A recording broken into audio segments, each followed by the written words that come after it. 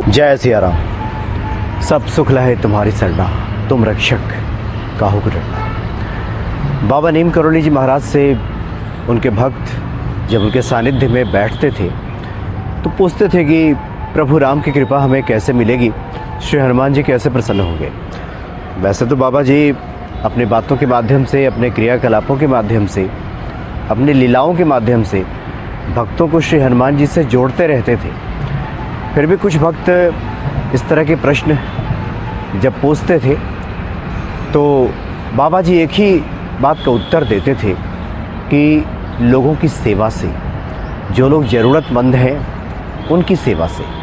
वो कहा करते थे कि जो लोग प्रभु राम के कृपा पात्र होते हैं या जिन पे हनुमान जी की कृपा हो जाती है, उनके भीतर सबसे पहला जो बदलाव आता है, सबसे पहला गुण जो विकसित होता है वो ये होता है कि हर प्राणी के प्रति उनके मन में दया का भाव होता है। सिए राम मैं सब जग जानी, करो प्रणाम जो रिजुक पानी। ये पूरा जो संसार है ये सिए राम में उस व्यक्ति के लिए हो जाता है। कण कण में ईश्वर का दर्शन होने लगता है, हर सूरत में प्रभु राम की मूर्ति ही दिखाई देने लगती है। यानी ईश्वर के सिवाय कुछ है ही नहीं, इस तरह उसको बोध होने लगता है, इस तरह उसको भान होने लगता है, इस तरह के उसके विचार हो जाते हैं। बाबा अपने क्रियाकलापों के माध्यम से भी भक्तों को ये बताया करते थे। सन 1966 की बात है, कैंची के आश्रम में वहाँ पे गायत्री महायज्ञ चल रहा था और कई दिनों से अनुष्ठान चल रहा था। प्रतिदिन काफ़ी बड़ी संख्या में जो पहाड़ी लोग हैं, आसपास के लोग हैं, वहाँ पहुँचते थे उस गायत्री महायज्ञ में शामिल होने के लिए। लेकिन उसमें से बहुत से ऐसे लोग थे, बड़ी संख्या में ऐसे लोग थे जिनको गायत्री महायज्ञ की महिमा से कोई लेना देना नहीं था, ना ही वो परिचित थे। ज़रूरतमंद लोग थे। उन दिनों में कैंची के आसपास के इलाके काफ़ी गरीबी की अवस्था में लोग थे। वहाँ पे बढ़िया भोजन मिलेगा, वहाँ पे भंडारा होगा, इस भाव से लोग वहाँ पे पहुँचते थे और साथ ही बाबा जी का दर्शन भी हो जाएगा, यही उनका भाव होता था। और सभी वहाँ पे पहुँचा करते थे, आते थे गायत्री महायज्ञ में भाग लेने के लिए। अब तो कैंची के आश्रम के आसपास में चीज़ें बदल गई हैं। अब तो जीविकोपार्जन के बहुत से साधन लोगों के पास है और लोग अब वहाँ पे धनाढ़ भी दिखाई देते हैं। लेकिन ये 1966 के आसपास में इस तरह की ऐसी बातें नहीं थी। बड़ी संख्या में लोग बाबा से इसलिए ही मिलने आते थे कि उस दिन अच्छा पकवान, अच्छा भोजन मिलेगा।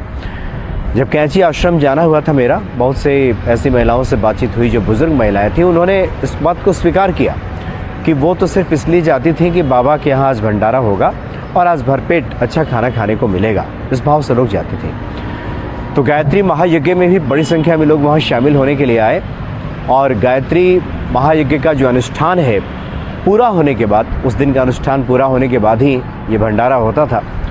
दूर दूर से लोग उस दिन पहुँचे थे, काफ़ी दूर, दुर्गम रास्ते, पहाड़ी रास्ते। सबके मन में बातें आ रही थी, हज़ारों की संख्या में लोग थे कि अब संध्या हो चली है, रात्रि हो जाएगी, उसके बाद भंडारा होगा। ऐसे करके रात्रि के 8-9 बज जाएंगे। फिर दुर्गम पहाड़ी रास्तों से वो कैसे घर लौटेंगे, बहुत मुश्किल स्थिति हो जाएगी।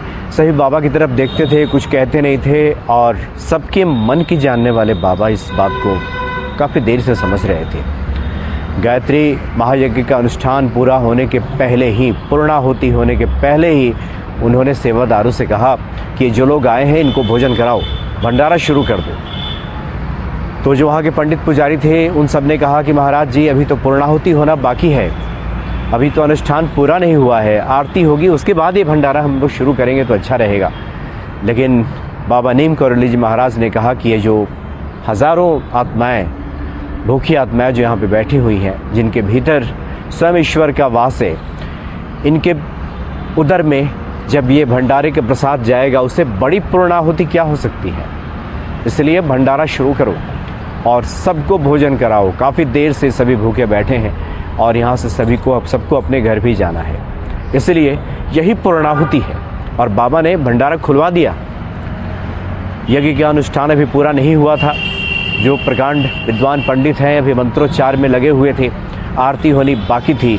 लेकिन हज़ारों जो लोग बैठे हुए थे, जो स्वयं सब में जो ईश्वर वास करते हैं, इस भाव से बाबा नीम करोली जी महाराज ने सबके लिए भंडारा खुलवा दिया और सब ने छक कर के खाया।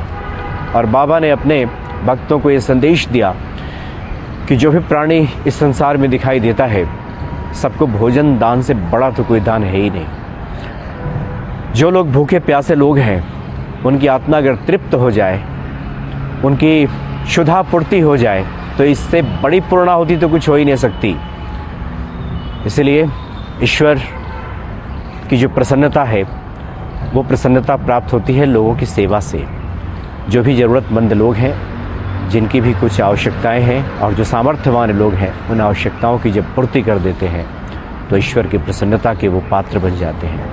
ऐसे अनगिनत बाबा की लीलाएं हैं जो अपने भक्तों को समय समय पर दिखाया करते थे, बताया करते थे कि इस प्रकार से आप हनुमान जी की आराधना कीजिए, आप हनुमान चालीसा का पाठ कीजिए, पूजा पाठ कीजिए। लेकिन जो भी आगंतुक आपके दरवाजे पे आ गया है, उसे भूखा ना लौटाएं।